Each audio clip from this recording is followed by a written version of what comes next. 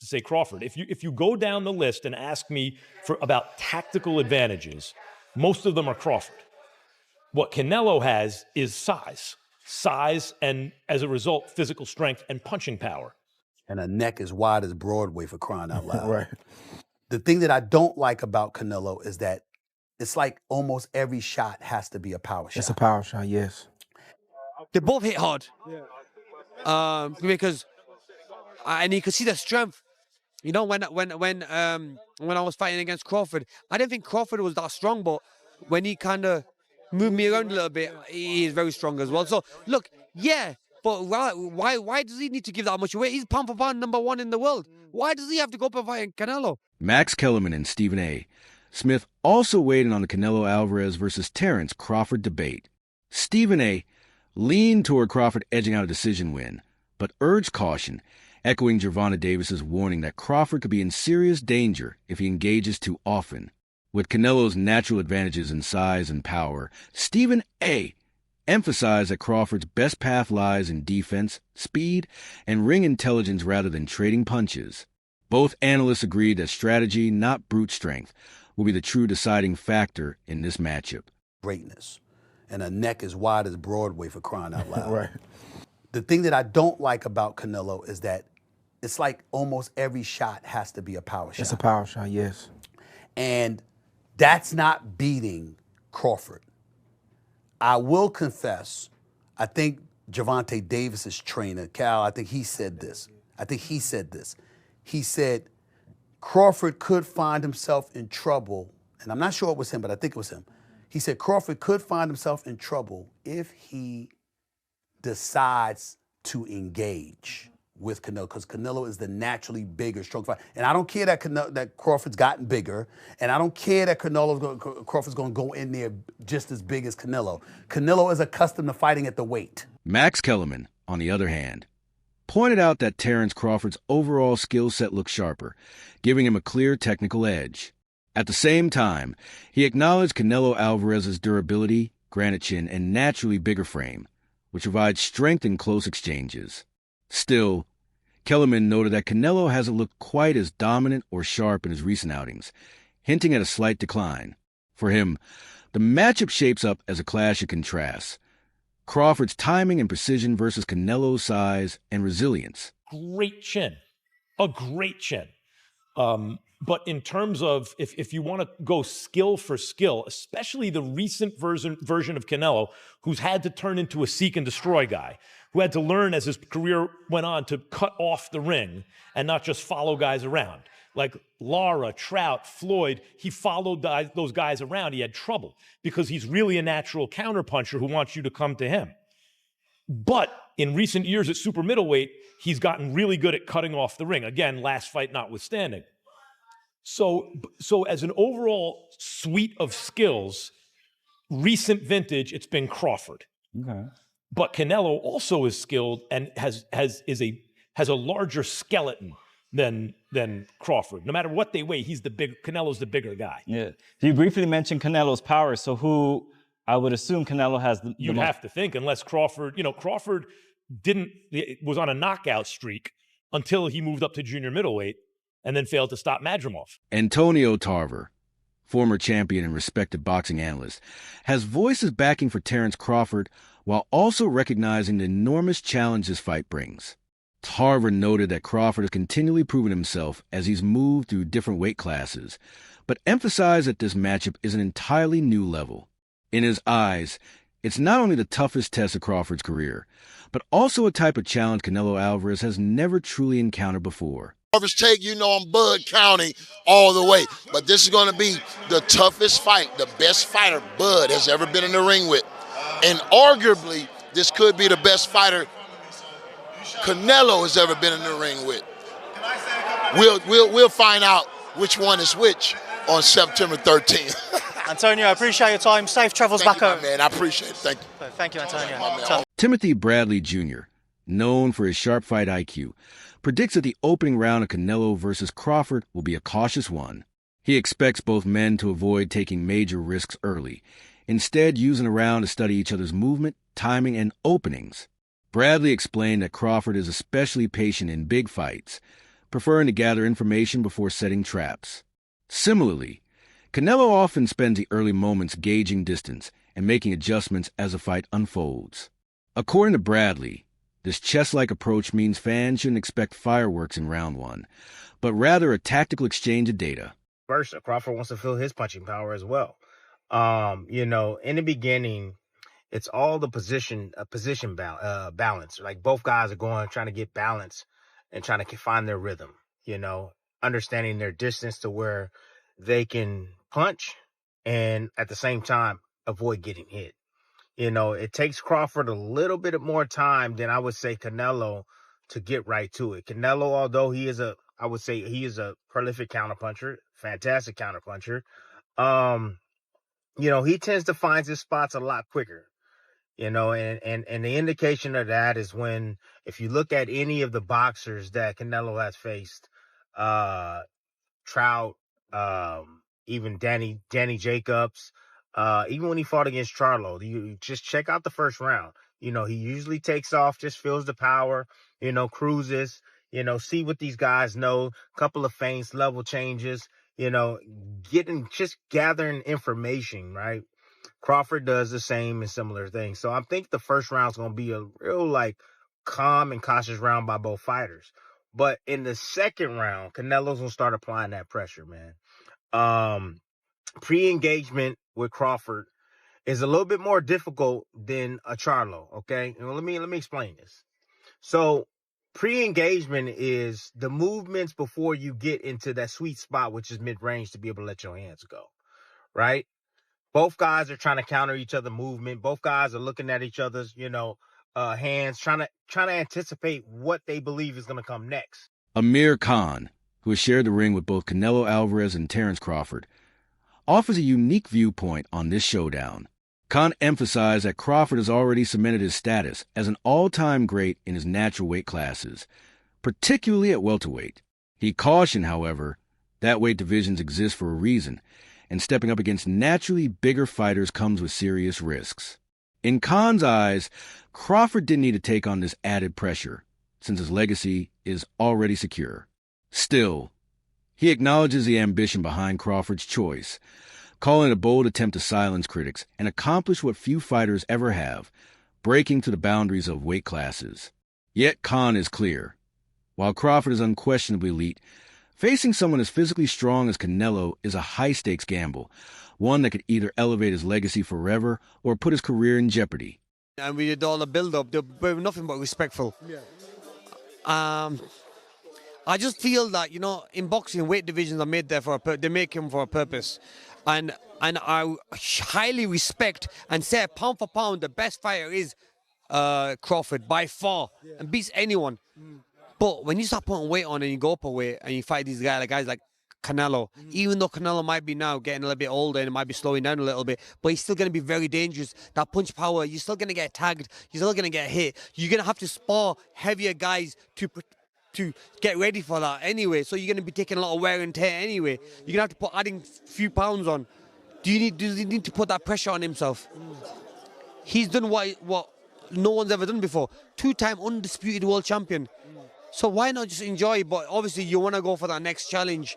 Now for him, he wants to go for that Canelo. I would advise him not to go for that. Yeah. But if he's the man and he knows how good he is himself. So I can't really say to him that do this or do that. So really, he believes in his skills. He feels he believes in his skill. Yeah. We can't answer for him. Yeah. We let him go and do it. You know what I'm saying? And we all might be wrong. Yeah. He might be even stronger than Canelo. He might pack the weight on well. Yeah. That he might do really well in there. So look, regardless, you fought them both. Like what are the differences between them? Obviously, it's way Canelo's strong and he's easily hit. Very easily hit. Yeah. Compared to when I fought against Crawford, I couldn't even hit clean. Yeah. So really, that's the difference. And they both hit hard. Yeah. Because and you can see the strength. When I was fighting against Crawford, I didn't think Crawford was that strong, but when he kind of moved me around a little bit, he is very strong as well. So look, yeah, but why does he need to give that much weight? He's pound for pound #1 in the world. Why does he have to go up and fight Canelo? Promoter Tom Lafler views the fight through the lens of business and spectacle. He explained that Canelo Alvarez and Terence Crawford are two of the sport's biggest global stars, each commanding massive fan bases that span nations and demographics. According to Lafler, few modern matchups can rival this one in terms of scale. It's not just a battle of skills, but clash of empires. Canelo's long-established reign as the face of boxing against Crawford's surge as a pound-for-pound king. Lafler believed the hype is more than justified, noting how rare it is for fighters of this caliber to actually meet in the ring, especially with legacy and weight class barriers on the line. High-profile show. It's huge. It doesn't get any bigger than that, and you got to give credit to both guys. They're both very confident. They both have very passionate fan bases.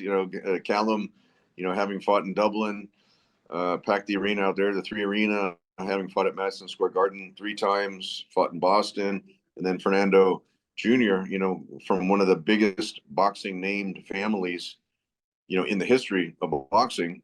He's going to bring out a huge fan base. So it's a really exciting addition to, such a big show that like I said, doesn't get any bigger than that for sure. I agree. I think that you, along with me, have seen some of these criticisms of the undercard. But really, when you look at it, I mean, we both know Callum Walsh so well. The personality and the authenticity that he brings to this sport is just so sincere. He's so real. Being from Ireland, coming overseas to train and dedicate his life to this craft, and his personality is so magnetic that it obviously brought someone like Dana White to be a huge supporter of him. Trainer Dave Coldwell pointed to Crawford's distinctive style, particularly his ability to switch stances effortlessly and use his footwork to control range. Coldwell stressed that Crawford's movement is one of his most underrated weapons, enabling him to create angles, disrupt opponents, and dictate the pace of a fight. Against a relentless pressure fighter like Canelo, he believes these tools could prove decisive. If Crawford can stay mobile and avoid getting pinned against the ropes, Coldwell argues, he has everything needed to outmaneuver Canelo and accumulate points on the scorecards. From when the fight got made, I've always fancied Crawford. I just think it's different. I think there's something about him. I think if you add what Crawford's good at, his brain, he can switch. He's very good as a southpaw. His judgment at distance is fantastic. His punch picking is fantastic. He's got good legs. When you add what, and he can pop. I mean, listen, I'm not saying he's got the power to hurt Canelo, but he might have the power to surprise Canelo a little bit and just sting him But when you look at what Crawford does well, and then I look at this version of Canelo, as Canelo's got on, his punch rate's gone down. His feet have never been the fastest, but he's always had good placement of feet. His feet aren't the fastest. And he loads up. And he don't really like boxing at a pace. So I kind of look at that and I think Crawford can manage his way through the fight to win it on points. I think he can manage moments, tough moments. When Canelo detonates a big shot on him, he's going to know about it because Crawford's been hurt before. And Crawford gets hit. He does get hit. That's why he's exciting. But he does get hit. So that means that Canelo could land on him. I just think that Canelo will land a bomb and Crawford knows enough to tie up, to get off at an angle, to get that distance. Jeff Mayweather zeroed in on weight and natural size as one of the defining factors in this matchup. He noted that Canelo has long been settled and dominant at super middleweight, a division perfectly suited to his frame. Terence Crawford, on the other hand, is stepping into a weight class that isn't truly natural for him, which raises questions about how the added pounds could impact his speed, stamina, and overall durability.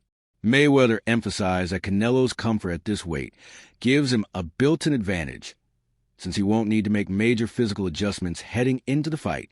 Factor in. I mean, this is a weight class that Canelo is already, owned. He owns his weight class. And so, and he even went up higher So, I mean, he's already proven what he can do and what he can take at those other weight classes. So, I mean, I don't know, but if anyone can do it, it probably would be Terence Crawford. I mean, this guy seems like he's amazing. I mean, he's, I'm a big fan of Terence Crawford, but I'm a big fan of Canelo as well. So I mean, it's one of those situations where somebody has to lose. So I don't know who's gonna lose, but I think that it's going to be a great fight. I think it's going to be a great fight. A Ring magazine analyst shared their perspective, suggesting this has the makings of a great fight, while praising Canelo Alvarez's dedication in training and his trademark intensity. The analyst noted a concerning weakness in his recent performances: his struggles with cutting off the ring. This lapse has allowed opponents more freedom to move and avoid his biggest punches. Against a fighter like Crawford, whose movement and angles are key to his style, such a flaw could prove costly. The analyst emphasized that for Canelo to succeed, he must regain his ability to trap opponents and close off their escape routes. I should have any position to critique and criticize Canelo. But one of the things that he's gotten in trouble with in the last couple of fights, not being able to cut off the ring. You go to the William Skull fight and you watched him chase William Skull around and around and around that ring. And yes, William Skull was running from him. That was pretty clear to see. He was on his bike utilizing his jab, but you didn't see Canelo cut him off. You didn't see him move laterally to be able to stop a lot of that running or stop a lot of that circling around the ropes, which is his responsibility if he's going to take the front foot and look to establish himself offensively. And when I watch Canelo here, he's gotten away with this pretty much his entire career, but I watch him cross-step a lot. And you see it right there, where he goes from circling, he rolls under the right hand, and instead of moving laterally, replacing his back foot with his front foot, he L-steps and then crosses over, which instead of just moving laterally and shifting, like I said, shuffling to his right off of the L-step, off of the reset, which would allow him to be ready to go and ready to fight again, it takes him that extra beat to get back into fight stance. Former champion David Haye offered an interesting change of perspective. At first, he was convinced that Canelo's size and power would simply be too much for Crawford, leaving the smaller man with little chance to win. But after watching Crawford train and seeing his relentless work ethic paired with razor-sharp technique, Haye admitted he's had a change of heart. What once seemed impossible now looks achievable, as Haye believes Crawford truly has a legitimate shot at victory. And that's beating Canelo. I've been a fan of his for a long time, and likewise with Crawford. I never thought there was a version of reality where they'd both be in the ring of each other. I initially automatically assumed, because Canelo's obviously beaten, because he was the light heavyweight champion of the world, undisputed super middleweight champion of the world. He's just campaigned at a much bigger weight, so a good big and beats a good little one, usually. Until I saw them standing next to each other and they looked the same size. I couldn't quite figure it out. I was like, okay, if they're the same size, then it's literally pound for pound. Who's pound for pound better? And that's it. They're both pound for pound fighters. A lot of people have got them 1 and 2. And I favoured Canelo starting off, but over time, I'm starting to think once again Crawford is one of those guys where he reminds me of kind of Andre Ward a little bit, their mindset, and he wouldn't put himself in a position if he didn't know for sure he had enough firepower to deal with someone of Canelo's stature and Canelo's history. But it's the two best fighters on the planet mixing it up. It's like it's one of those dream fights. It's a proper trades fight, that anyone who's interested in boxing want to see two living legends going at it. Yeah, I can't believe it's actually happening. That makes sense, because they're so big in their own right. The fact that fight would never have happened 10 years ago, 15 years ago. It just wouldn't have happened. But now anything's possible in boxing. Anything's possible. Jeff Horn, the former world champion, delivers a clear warning to Canelo Alvarez. He argues that while size and strength matter, they do not guarantee victory. Horn believes Crawford's elite defensive skills will allow him to minimize damage and neutralize Canelo's power. Crawford has an uncanny ability to anticipate punches, roll with shots, and avoid being caught clean. If Canelo can't land effectively, his natural size advantage could become irrelevant. Horn stresses that Crawford's defensive discipline might be the key, frustrating Canelo, limiting exchanges, and opening the door for sharp counterattacks. Adding to this, a veteran fighter who has studied Crawford's rise over the years speaks with conviction. After analyzing his growth, preparation, and performances, he admits he simply cannot bet against him. For this fighter, Crawford's mental toughness, consistency, and ability to rise to the moment make him unique. He believes Crawford has already cemented himself among boxing's all-time greats, and this showdown with Canelo is just another opportunity to prove it.